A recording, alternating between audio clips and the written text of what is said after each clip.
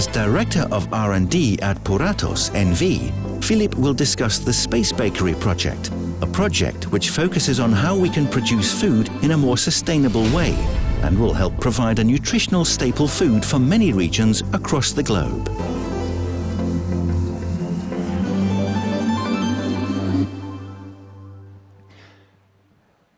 Can you imagine a bakery in space? I can't at this moment. I'm not knowledgeable of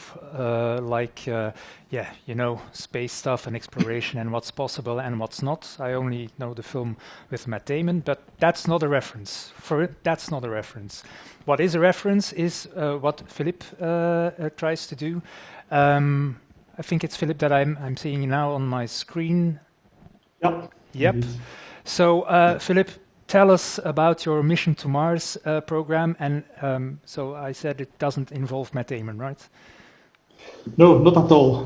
It is a Puratos mission to Mars that we have set up because we believe that in the future, when there are colonists on Mars, they will be eating bread, and we will help them to prepare to do that. And so, in fact, this is a project that inspired us, and this setting, this vision inspired us, and we are looking at extreme conditions on Mars to challenge ourselves to bring a more sustainable solution on producing bread here on Earth. Yeah. Perhaps you know Mars is not a very friendly planet for humans. It's very cold there. Average temperature is minus 55 degrees. There is no oxygen almost. There is 95% of CO2 in the atmosphere. Dust storms are there that can linger for days. And so it is a very challenging environment. Indeed, forget the Martian where you can grow potatoes under a plastic film. Yeah. This will not happen. No. So all these challenges make that we have to rethink the way to make bread. And the end result and the end of this thinking should be a more sustainable way to do it. Yeah. Why exactly bread? Well, of course, bread, it is our core business for one thing, but it is also a very nutritious and a very interesting and rich staple food based on wheat, which is also for the moment one of the staple crops on Earth. So optimizing this will also optimize a lot of products and reduce footprint for a lot of products here on Earth. That's in fact what we want to do. And we think that this whole Mars experiment will lead to insights to produce more tasty food, more nutritious food, and also more bread and food in a more sustainable way. Because the challenges that we have here on Earth are in fact linked to reducing the footprint, better use of fertilizers, use less water to have the production of food, reduce food waste, and an important part as well. And so this program will address that. And as you see indeed in the next slide, it is not something we can tackle alone, of course. We are a food ingredients company, but to tackle this type of challenges, you need to look at the whole supply chain. Yeah, and we're gonna check in with Maarten for a second, because you say you can't do that project alone. That's true. Hi, Maarten. How are you doing? Hello. I'm great. How are yourself? I'm fine, thank you. So adding to the story and the initiative that Filip already explained, how is your company, Urban Crop Solutions, how can that help in his idea? Well, basically, Urban Crop Solutions is an end-to-end solution provider in vertical farming. So actually we do two things. First of all, we design and develop the infrastructure to grow plants in a completely closed environment, which means we control the climate, we create artificial light, and we make sure there's an irrigation system so those plants can thrive in the perfect environment for them. Mm-hmm. Basically, what we can do is then we can create any climate in this closed system anywhere on the planet. The second item our company actually does is indoor biology research. where basically we have a research center based in Belgium, in which we look at every single parameter related to plant growth, such as temperature, humidity, water temperature, you name it. And the Mission to Mars program, in which we are involved together with Puratos, it actually allows us to look in crops which are not typically grown in indoor farming today. Right, indoor farming is a technology which allows or brings many advantages to the world. One of them is that we can grow in multiple layers above each other. Right, typically crops that are grown this way are leafy greens or herbs. But for example, staple foods are not really produced in this system today because the economics are just not there yet. Right, these are taller plants, have longer growth cycles.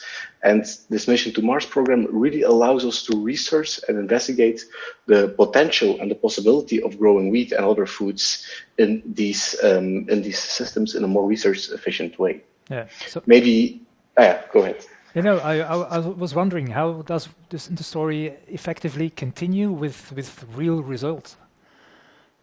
Well, in the Mission to Mars program, where we have created for Puratos Group a closed system of 4 modules, in which we do not only grow crops, or Puratos does not only grow crops, but in which also humans can live. This is through gas exchange of oxygen, carbon dioxide, and nitrogen.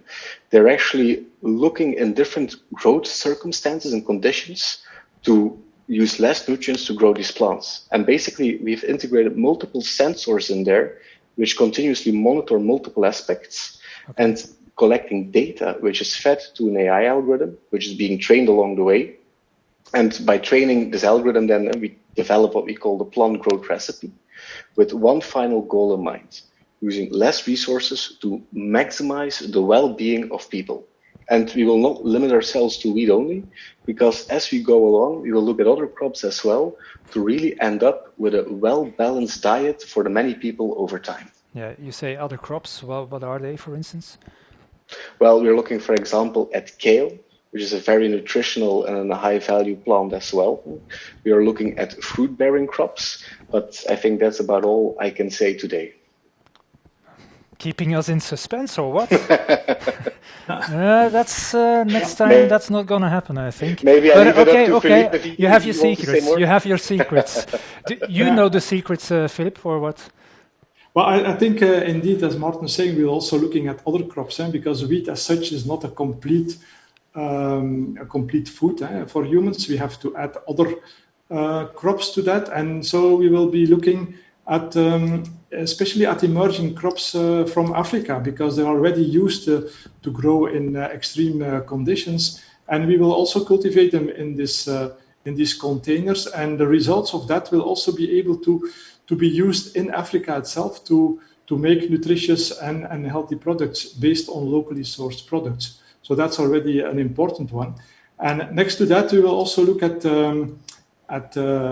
berries and fruits, and there the challenge is still from a different level, because as you could see in this in the previous slide, the light in these containers containers are very blue and purple, and so bees cannot fly there. And so we will have to develop, and this is Magix, one of the other partners, that will develop nanodrones to do the pollination of flowers in the containers. Right.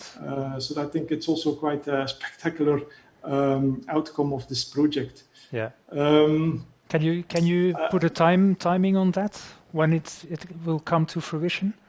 Well, the project is a 2.5-year project that we have had, and I would also like to mention that there are still 5 other partners, and that we got a lot of support of the Flemish government on doing that, and they also believe in this type of, let's say, projects that prepare the future for the food scene in Flanders, and through the VLAIO instrument, they have supported this project, and it is a 2.5-year project. So all what I'm talking about here will be happening in 2.5 years, and we started early this year. We have some delay to the COVID situation, but I think in let's say then a bit less than 3 years from start, we will have these results outcome. Okay, well, let's make an appointment for Eating the Gap next year. See how far you've gone in the project, because we really want to hear more about it. have you been to Mars? Haven't you been to Mars?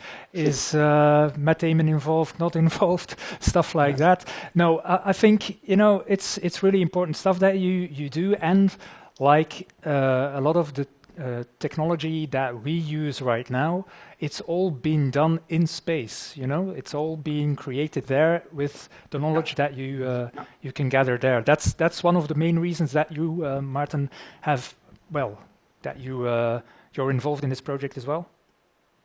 Yes, absolutely right. Basically, we want to look at space, look at outer space, but the research that we're conducting, how it would be over there, actually has immediate advantages here on the planet Earth, right? We have our challenges and we need to tackle them as quickly as we can. Okay, that's a good message. Thank you, Maarten, and thank you, Filip, for joining us during Eating the Gap. And we're almost at the finish line.